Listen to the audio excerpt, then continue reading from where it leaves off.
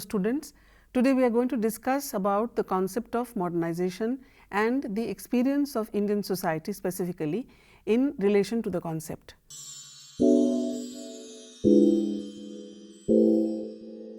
This module will also talk about the context in which the modernization perspective was adopted in India, the pitfalls of the experience that India went through, and the need for a critical understanding of the concept itself. Now, as far as modernization is concerned, it is the overarching theme which has shaped the growth of Indian sociology in India. While the experience of India in relation to the West has a long historical trajectory, today we are not going to discuss specifically about that encounter here.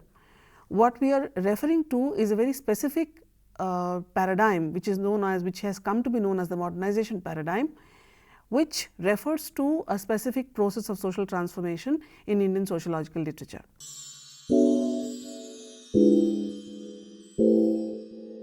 The term modernization has been drawn from the idea of modernity, which is a Eurocentric concept. And as far as the experience of modernity is concerned, it emerged in the West, but different nations have gone through it in a different manner. Though the West has always been regarded as the standard, and there is an attempt to generalize the experience of the West for other societies. This is what has created complexities and problems as far as the term modernization is concerned, and hence there is a need for a nuanced understanding of the concept, specifically in relation to India's encounter with modernity.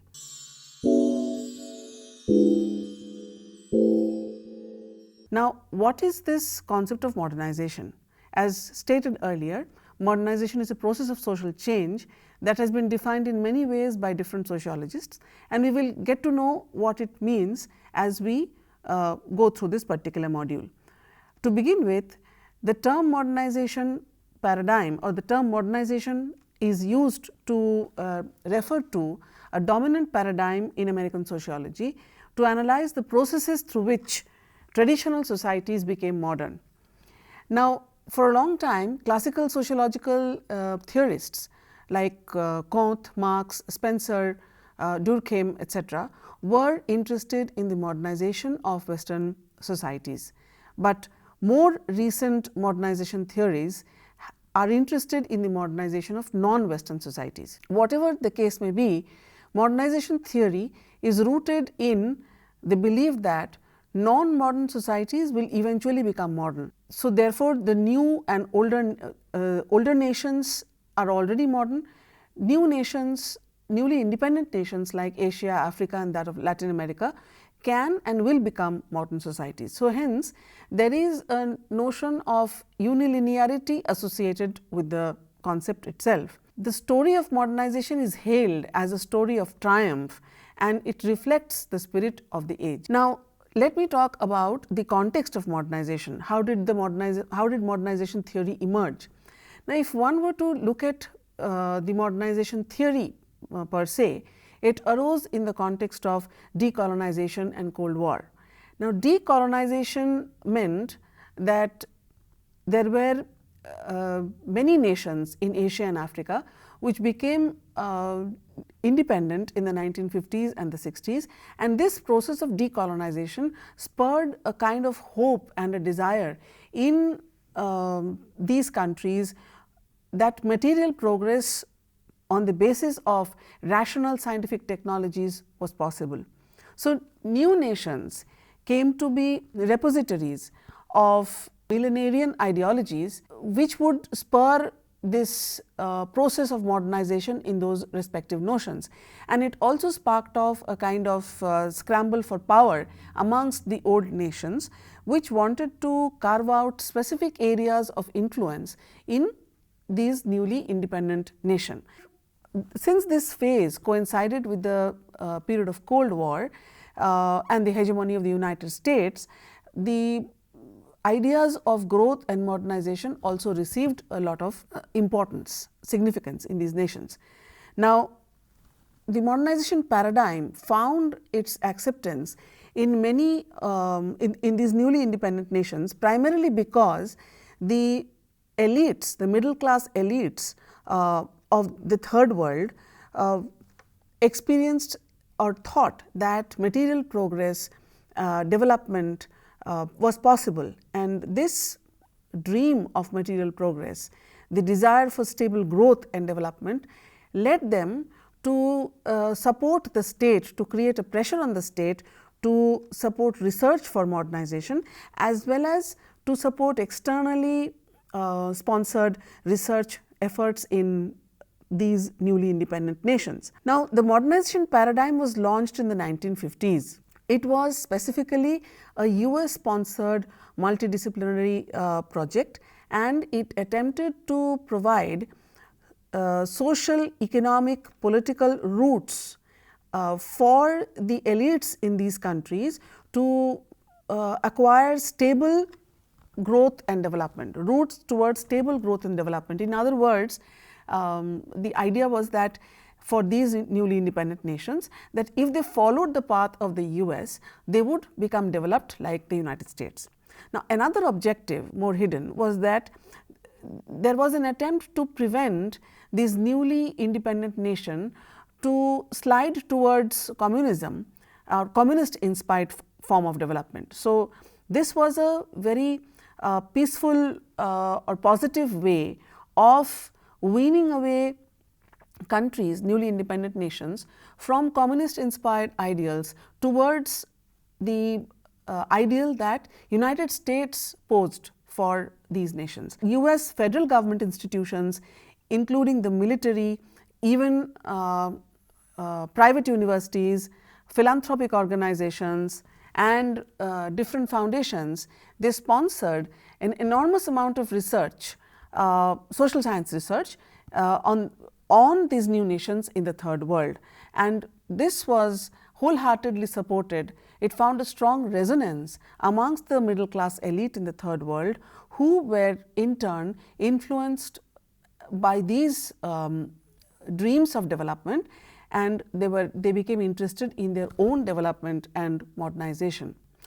Now, this continued for a 30-year period, and during this 30-year period, from 1950s to the 1970s, modernization studies affected many disciplines like political science, social psychology, sociology, area studies, but sociology provided a kind of theoretical framework for understanding modernization very well. And this theoretical framework derived from the idea of Talcott Parsons' taxonomic analysis. I will pause a minute and talk about what Talcott Parsons meant by what was the taxonomic schema that Talcott Parsons mentions. And this was about countries which were developed, countries which had the option of developing, would move away from ascriptive ideals to achievement oriented ideals, would move from particularism or particularistic ideals to universalistic ideals, and in this manner acquire a kind of or adhere to a kind of framework that would lead them towards the path of development. Now, some of the major themes that were undertaken for modernization was the idea of development itself, the transition from traditional to modern societies and modern social forms. What was emphasized was the inculcation of values, modern values and norms in an individual personality, and to understand what are the aids and obstacles to the progress of modern political institutions in these traditional societies.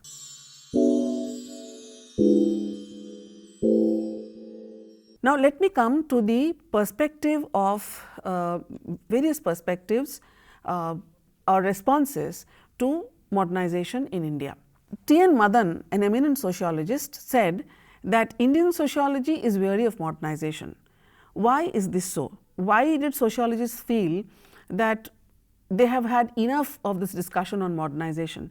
Now, this idea arises out of a certain disenchantment with the idea itself and its abstract form, its abstract generality, and a kind of dualism associated with it. Now, what is the notion of dualism that is part of this modernization perspective? The idea of dualism is that among the students of modern India is that tradition and modernity in India cannot completely erase each other. They coexist, and this endeavor to coexist creates a kind of not conflict, but complexity which has to be understood.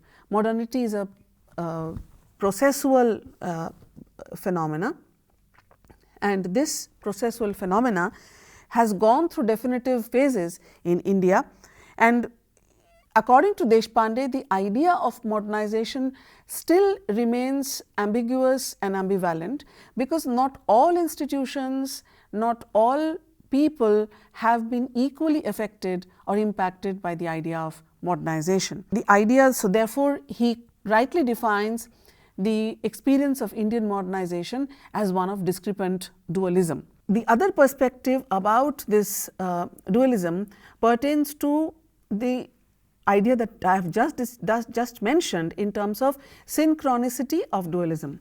Dualisms exist, but in India they acquire a different kind of sophistication and complexity than encountered elsewhere. Why is this so? Because it is felt that tradition and modernity cannot be neatly segregated into two distinct domains, but they make their presence felt fundamentally in the same personality. Now, this synchronicity of the dualisms makes for its uniqueness. So, therefore, the choice between tradition and modernity is not presented as an exclusive one, but it is a highly morally charged one, because the choice for modernity is more than the choice for tradition, as is obvious to many of us. Modernity always inspires that kind of choice, or it inspires that kind of attractiveness for people who are part of a particular society. Now, let us go on to the synthetic perspective of Yogendra Singh, because he tries in his book Modernization of Indian Tradition, he critiques the Indian approach by calling it a partial approach, and he says that what is required is a synthesis of the macro and the micro contexts, the orthogenetic and heterogenetic aspects of change, and the structural and cultural domains need to be brought together in order to understand the phenomena. Yogendra Singh is one of the few people who talk about both change as being orthogenetic as well as heterogenetic. Orthogenetic means inspired from within, endogenous, and heterogenetic means change which is inspired from outside, external sources of change. Now, let me go on to the perspective of S.C. Dubey. S.C. Dubey's work is quite exhaustive, and he has written several books on India's villages, India's changing villages, which are notable, where he mentions there is a kind of disenchantment with the idea of modernization, and he says that modernization affects many practical sites like institutions like family, religion, marriage, kinship. They undergo a lot of changes due to modernization, and therefore he puts forward a theory that we need to fall back on our own inherent tradition, on our own lived experiences of the people in order to understand modernization in our context. So, he says that our nation should not blindly emulate the Western nations. Instead, he puts forth concepts like conscientization, affirmative action, institution building, etc. in his books, through which a kind of specific experience of people become conscious of what modernization entails, while also experiencing the positive dimensions of modernization. So, S.A. Dubey's perspective can be broadly termed as a perspective which searches for an alternative paradigm. The next perspective is that that we will discuss now is by a Swedish social scientist, Gunnar Myrdal, whose approach is termed as the institutional approach to the study of development.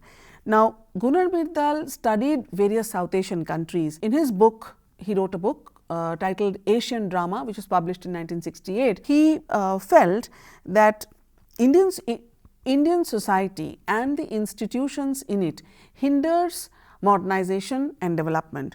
And he says that the traditional institutions and values that characterize Indian society, they pose an insurmountable challenge to the modernization project. In fact, he terms it as a kind of an unequivocal threat to the idea of modernization.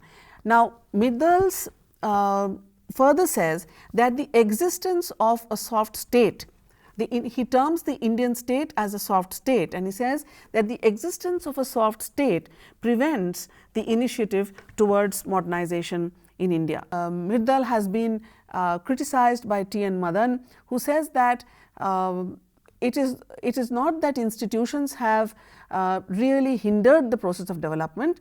In fact, there have been contrary evidences by which Myrdal has neglected.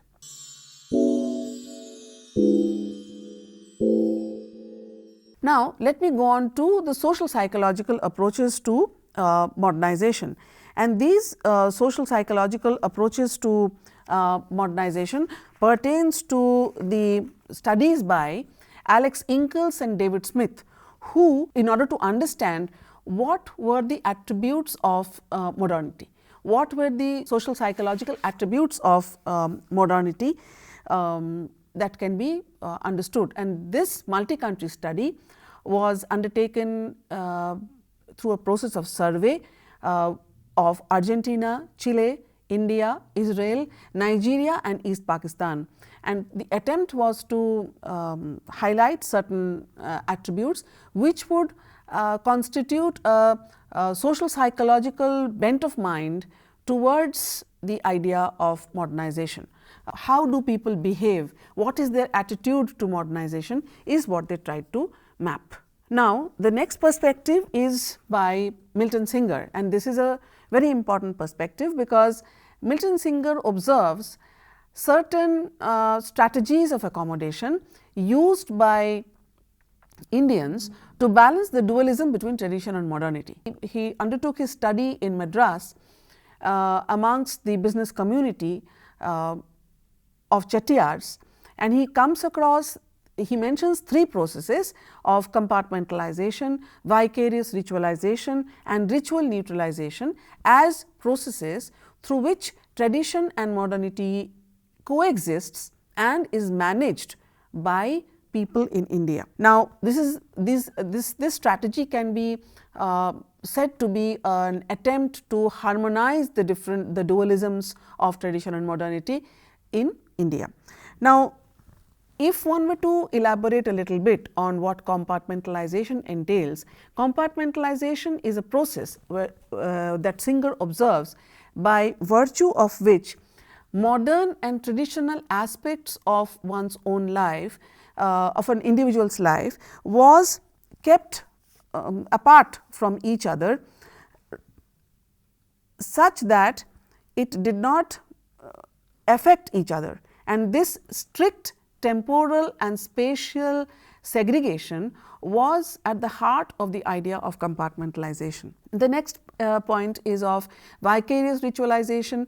Now, vicarious ritualization is another strategy used by the Indian business community to manage this dualistic divide, whereby, for example, say the performance of rituals may be seen as incompatible to the modern value of to the modern professional ethos of a company or an organization. But what is often done is that certain ritualistic practices are performed by the so called representatives on behalf of, say, the head of the firm, or say the director of the firm, who are supposed to embody rational ideas, modern rational values. So, the rituals are performed by, say, the wives, or say by a priest who are called, and thus this idea of tradition and modernity is managed.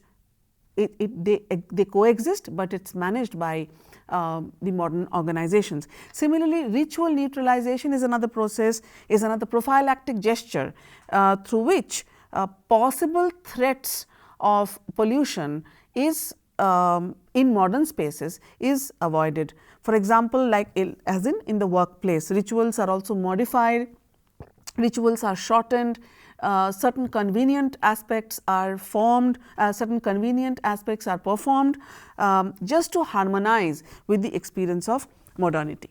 Let me go on to another perspective. We were talking about the perspective by Dipankar Gupta. He undertakes a behavioral assessment of modernity, and he says that modernity embodies a certain kind of conduct and an attitude, and in India what some of the basic tenets of modernity are not seen. For example, one aspect is the dignity of the individual, which is associated with modernity, devotion to universalistic norms, or accountability in public life, or say for example, ability to trust social institutions as one of the core values of modernity is something that is absent in India, and hence India remains non-modern according to Dipankar Gupta.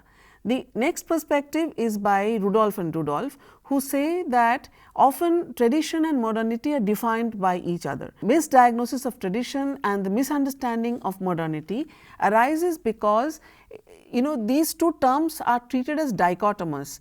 In fact, they are relational, they are dialectical. The relation between tradition and modernity as dialectical enterprise can be seen if you look at the institution of caste and joint family, which are traditional, but they have not withered away. They have not hindered the process of modernization. They have adapted. They have to harmonize the modernizing demand of the changing times. So, certain examples of the joint family, of the Indian joint family or the education system can be used to testify this idea of Rudolph and Rudolph, that tradition and modernity are not dichotomous, but they are relational. Next, we come to the last perspective by Satish Deshpande, where he re-evaluates, he is in favor of re-evaluating the idea of modernization. Now, he says that modernization as a concept has lost its value. It has lost its value because as a concept, we have reached a kind of a dead end. What after this? Has modernization been completed? Are all forms of social change to be characterized as modernization? A modernizing society is said to be undergoing modernization quite permanently, and therefore, he suggests certain pathways. There are three pathways that he suggests. First is the downsizing the very concept of modernity. The second is reconceptualizing the process of modernity such that the voices of the people of the particular societies which is experiencing modernization, that is documented, and not a kind of overarching voice of history or voice of the Western society is given prominence.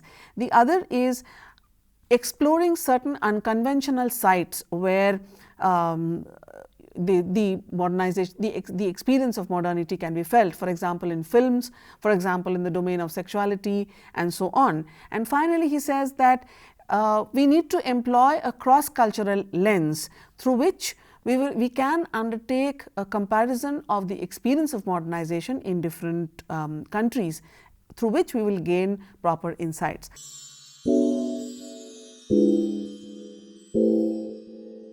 Now, let me sum up the idea of modernization. We know that the concept of modernization refers to a distinct and a unique experience, no doubt, but it requires a nuanced evaluation.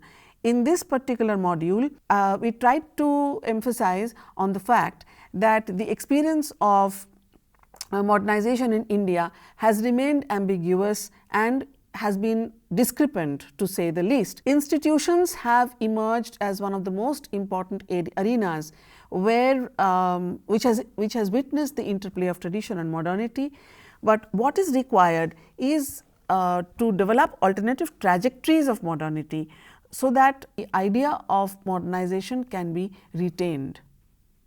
Thank you.